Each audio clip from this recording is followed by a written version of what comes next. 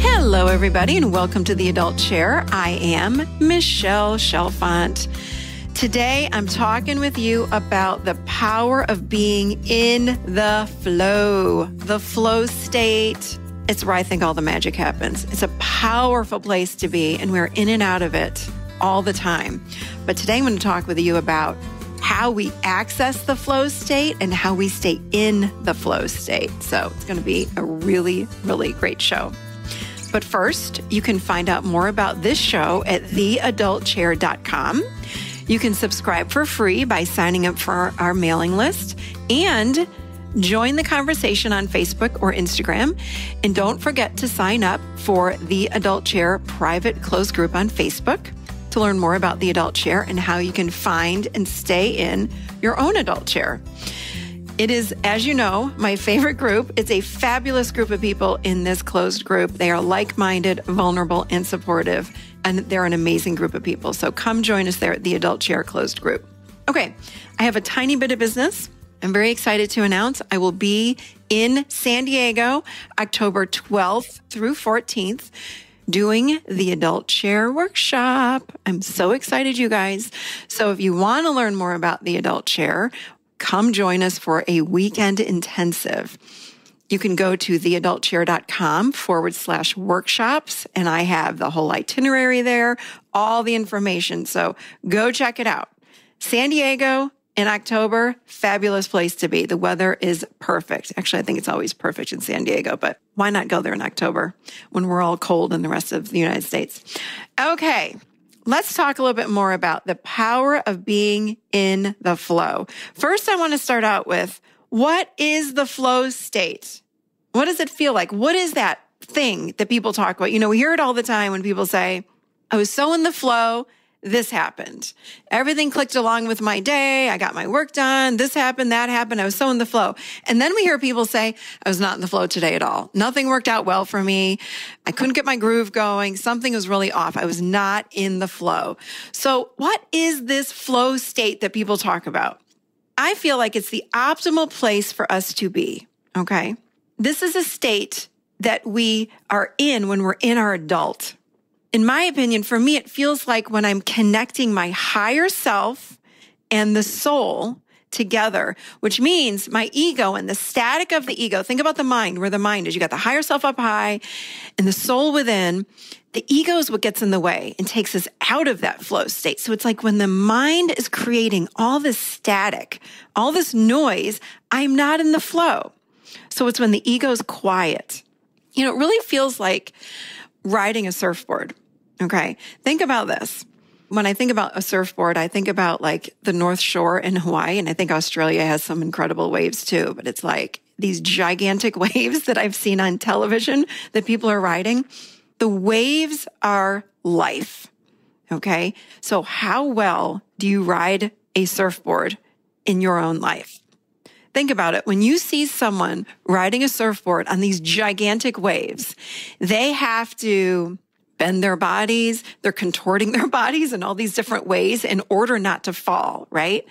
But in life, are we that flexible with circumstances and events and experiences that come to us? Or are we more rigid? Are we controlling? What do we do?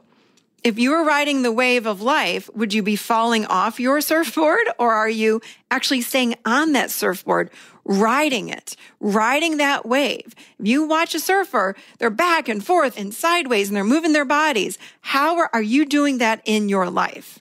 So you know the feeling of when you're riding the wave of life. I know one thing for me that's so clear. When I'm in the flow, I can sit down and write a meditation out. When I say write it out, I write it out and then I record it. But when I sit down to write it out, what I'm going to talk about, I can do it in about 10 or 15 minutes. I don't even think about it. It's like the brain shuts down and it's what I call like a download. I'm just in this flow state. It comes down through me. But that's one example. There's so many other examples of when things are in the flow, like if you need something from a store and somebody drops it off by chance, like your neighbor comes over with eggs because they bought by mistake an extra dozen of eggs and you need eggs because you're making a cake. It's like all of these things start clicking along throughout the day when you're in this flow state. So the fact that I can write a meditation in 15 minutes and I don't even think about it does not make me special. I believe we all have access to this flow state. We stop our flow. We get in the way. So the goal is to stay in the flow. So this is how we do it. This is how we access flow state and stay in it. There are 4 key elements to this. Okay. Here's another metaphor for you. You know, I like these analogies and these visuals, but I've said this for years. Think about life like this.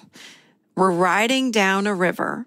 Are you paddling upstream, or are you paddling with the river, or are you dropping the paddles altogether? When I think of it, there's a flow to life. Life just happens to us, okay?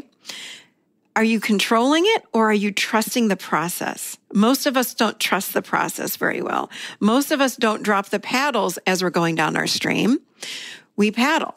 We paddle, paddle, paddle. I heard Esther Hicks say this one time, and I really agreed with what she was saying. Are you paddling upstream? I'm like, that's what I say. Yes, I couldn't agree more. We need to go with that flow, that current that is happening in our lives. We let the current take us and we trust what's coming. But what we do as humans is we see this current, this river is turning a corner and we can't see around that bend and we get really scared. And we want to know what's coming. We want to control it. So we start paddling, paddling, paddling. And it's like, no, drop the paddles, trust the process, trust this flow state. So we step out of the flow state when we start paddling and lose trust with this flow that's already there and taking us. That's what's so ironic is the flow's there. We step out of it when we start paddling. We pinch ourselves off from this flow. Okay. So we want to start becoming just someone that's riding down this river without paddles. Drop them. Even if your little boat bumps into the side of the river, it's okay. It's part of your experience. It's part of the process. Don't paddle. Trust what's coming. There's a beautiful anticipation of what's coming around the bend. It's kind of like if your birthday is coming in 6 months and you want to know what all of your presents are. No, there's an anticipation like, ooh, I might get this. And as time gets closer, it's like, ooh, I'm really excited. My birthday's in a month. I wonder what I'm going to get. But most of us aren't that good at waiting. We want to know in life what's coming around the corner. I can't see it. Think of it like gifts because they're all gifts that are coming around that corner. The problem is we fear something quote unquote bad is coming. But what if bad is coming? And the thing we have to remember is maybe we need to experience what the ego's interpreting as bad to have a shift so I can experience the thing that's better. For example, perhaps you're going to end a relationship, whether it be with a man or a woman or in work or with a relative or whatever it might be. But when I end that relationship with that person or that job or whatever it is, I'm going to step into my power after I go through my grief. I step into my power and then I find the most amazing job, or then I find the most amazing person and I end up getting married and I wasn't married before. It's like all of these things happen. And you hear this phrase all the time. Hindsight is 20/20. We say that all the time, but we have to keep that in mind when we're wanting to control what's coming ahead of time. So we stay in the flow when we trust the process, even when it scares us, because if we stay with it, and not get in the way. And that's the other thing we do. When we paddle, paddle, paddle, we're getting in the way. It's like, no, let's see what comes next. Okay. Very, very important. Drop the paddles, let go of control, and trust the process or trust the flow. It's already there. We step out of it when we start to paddle and control. Okay. Number 2, another way we stay in the flow is when we observe what's happening. Become the observer of your experience. That means no judgment, no meaning, no nothing. Isn't that interesting that this is happening? And we watch it. Okay. Peace comes from observing all of it. We stay in the flow when we observe. Remember what I said about connecting the soul to the higher self. The reason we disconnect from the flow is because we're in that mind chatter. That's creating static. So the higher self and the soul cannot connect. Okay. So we need to disengage the ego. We do that by observing. Don't give it meaning. Watch your thoughts. Big, big, big deal. We tend to give a lot of things meaning. This happened because blah, blah, blah, blah, blah. And we don't know what's true. We're just making it up. We fall into story and assumption. We need to stop buying into everything. Instead, we want to say things like, wow, isn't that interesting? Now this is happening. I wonder what's going to happen next. Interesting. But typically, something happens, we get scared, we engage the ego, we start controlling and manipulating and changing things and nope. We have to learn how to watch our lives like we're watching a movie, okay? That's how we observe it. Don't buy into what you're seeing. It's all an illusion anyway. So we want to learn how to disengage the ego and observe all of it. Now, I'm not saying sit back and don't engage in life at all. That is not what I'm suggesting here. What I'm saying is, though, observe, observe, observe, so we can stay connected to ourselves and in the flow. And then in that flow state, we know what choices to take for ourselves and for others because we feel it inside. We feel moved to do so. If you've heard me speak before, you've heard me talk about feeling moved. I think I'm going to set a boundary around this. I think I'm going to say this to so-and-so, but it's not from a reactionary place, from the adolescent chair, from the ego. It's from a responsive place, from the adult, from this flow state. So when we are in the seat of the observer, we feel moved to make choices and take action. It's very different than reacting from the adolescent, okay? Very, very, very different. Okay, number 3. You've heard me say this many times, very important. While we're observing, okay, and we're stepping out and disengaging the ego, we may have emotions that are going to come up. So we need to learn how to feel our emotions. I did a whole podcast on this, how we feel our emotions. It is episode number 80. Go check it out if you want some help on learning how to feel your emotions. But in a nutshell, when we feel our feelings, we let go of the urge to manipulate or interfere with what's happening in the moment. And remember, that's where the flow is.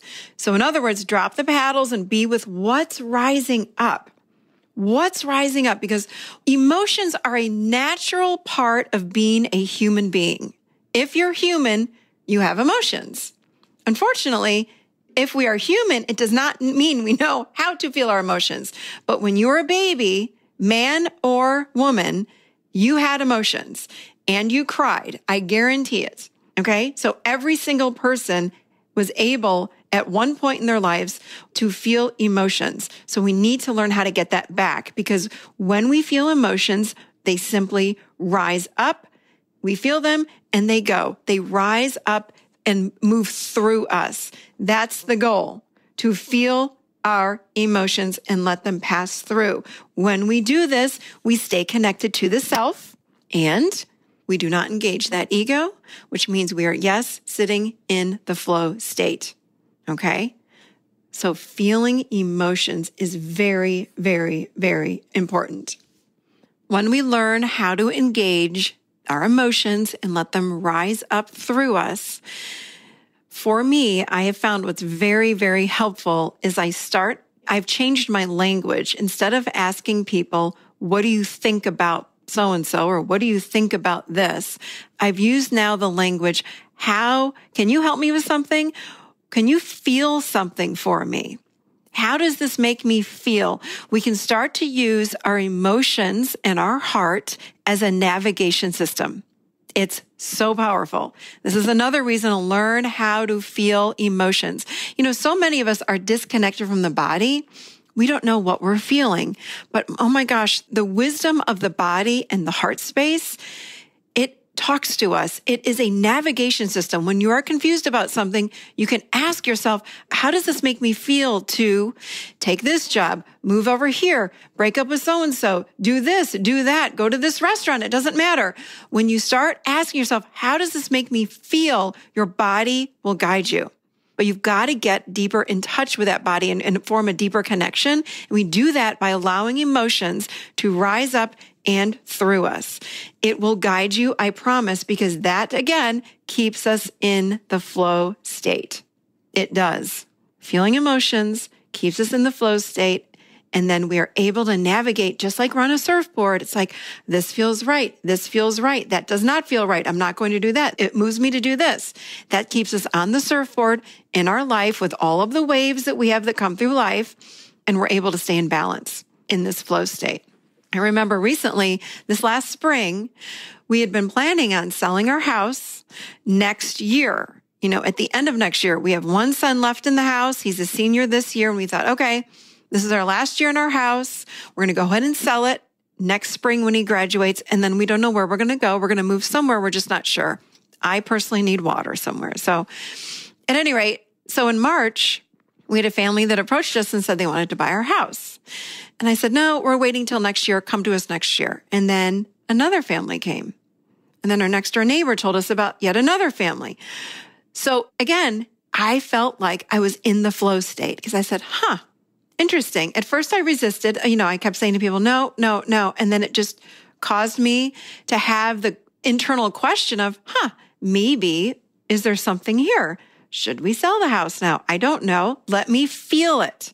And when I felt it inside, my whole body expanded. I was like, wow, that's interesting. It didn't make logical sense to my mind.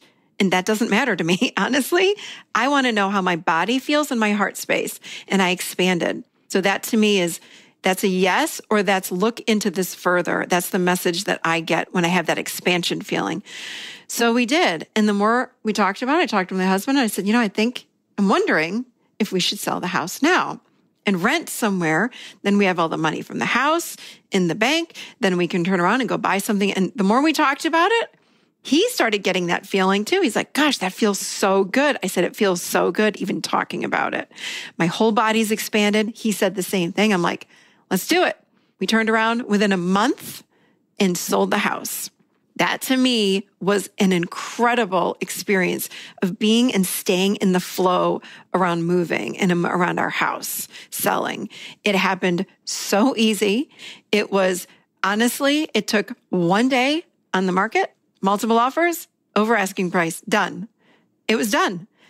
It was so easy. And it felt like so in the flow to me because I didn't even was not thinking about it in March. Come Mother's Day, boom, it was done and sold.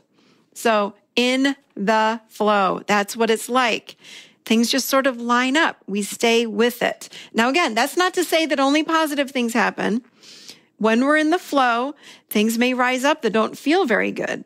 Our job is to ride the wave, remember, and we do that by feeling emotions, we have to sit in the observer seat.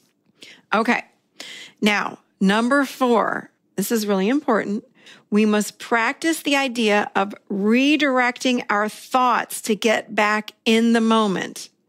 So what happens is something happens outside of us, an event or an experience, or someone says something to us, whatever it is, okay?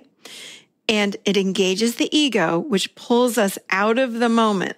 And we leave and we disengage, we jump off of our surfboard and crash into a wave, basically. So it throws us into, with the moment we engage future or past thoughts, we are in the adolescent chair and we're out of the flow. The moment we engage giving something meaning or trying to, quote unquote, figure something out, we're not in the flow. We're in the adolescent chair. I just had an experience about a week ago. A friend of mine had decided to come out with us a few weeks ago and ended up meeting a guy. She's a single girl and ended up meeting a guy when she was out with us and really liked this guy. There was a clear connection and they were texting back and forth last week. And she ended her text with a little XO at the end of her text. And the guy did not text her back after that. So she thought, wow, maybe I said something wrong. Oh my God, I've ruined it. Went into the whole thing. And everything up to that point had been so in the flow. It was very almost ironic for her to even come out with us. It was a last minute dinner engagement that we had, a small group of us. She ended up joining us at the last minute. She wasn't going to come. So she did a few weeks ago, totally in the flow. Met this guy, hadn't met a nice guy in a long time. Everything was going great. And then she ended her text with an XO and he did not text back. So she disengaged from the flow, fell off her surfboard and engaged her ego. She fell right into that adolescent chair. And she called me in a panic saying, I think that he doesn't like me anymore. And I should not have said that. That probably threw him off. And I said, wait. Hold on. I said, tell me exactly what happened. And she said, I just signed it off, the text with an XO. I said, okay, let's look at what's fact here and let's go into truth. So list a few things for me. So my goal was to get her back in her adult. I said, tell me what's fact and truth right now in this moment. She says, well, it was ironic that we met. It was an instant connection. It's been easy the whole time. He's wonderful. He thinks I'm wonderful. We've been texting just for about 10 days. And there's been no indication that he's not, that he's not interested. I said, okay. Keep going. And she says, but I ended it with an XO and he hasn't texted me back since. I said, okay. And, and she said, well, and then she went into meaning and then she went into story and assumption. Well, I was probably moving too fast and I shouldn't. I said, hold on. Let's redirect your thoughts back to the moment. I said, let's go back to all the things you just said that were fact and truth. And she did. I said, now let's anchor that in by feeling it in the body. How does all that feel? She said, it feels really good. I said, great. How does it feel when you think about signing something off with an X and an O, which, by the way, I do it all the time on my emails and my texts and my posts on Facebook. And she said, well, yeah, that's kind of silly. And I said, okay, but it still scares me. I said, okay, I get that. I said, so let's feel the fear. So she felt the fear and then she went back and I said, okay, let's feel again what's true. And she says, I really feel like it's just kind of silly. I said, okay, so now your job, and this is number 4 is the hardest for most of us, is to redirect our thoughts back into the moment. Because that ego wants to keep us safe. So it's going to pull us into the past and the future. I said, can you redirect into the present moment? Redirect.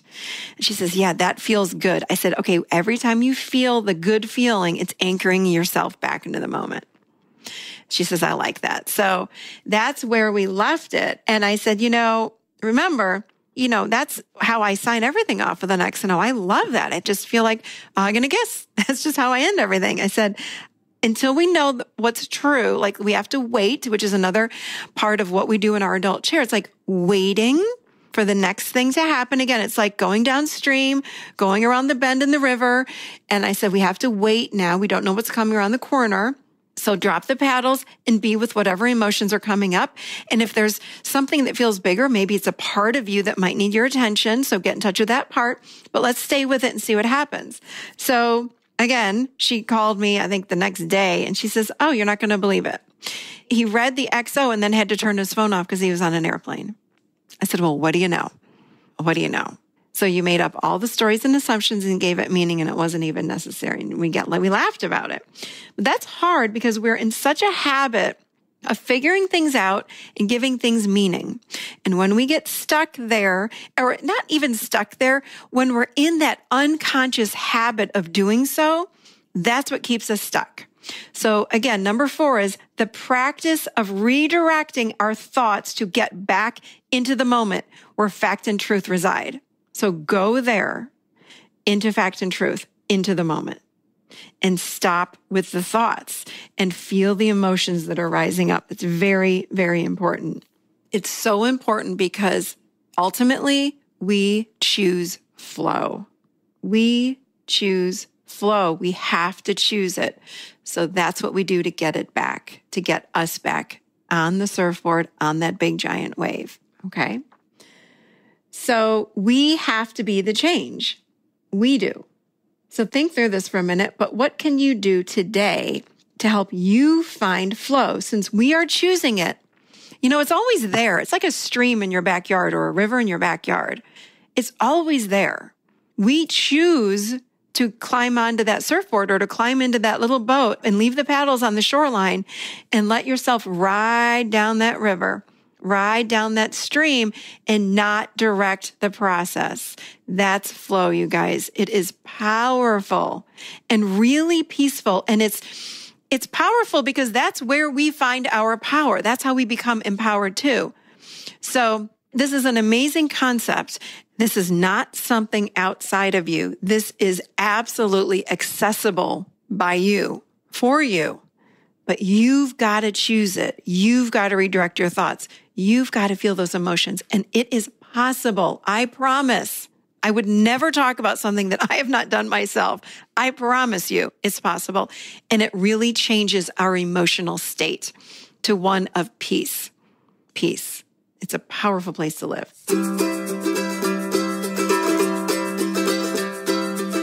Today's podcast is sponsored by Audible. Get a free audiobook download and 30-day free trial at www.audibletrial.com/theadultchair.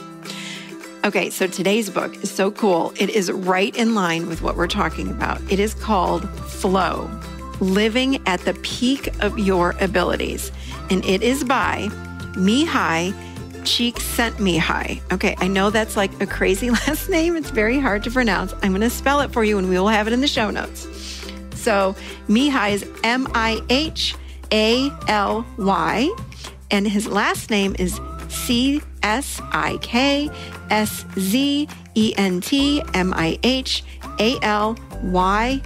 and he's PhD. He wrote the incredible book on flow. There is scientific evidence about flow. He talks about how you do the flow, what it is, how you stay in it. He's got some incredible ideas as well.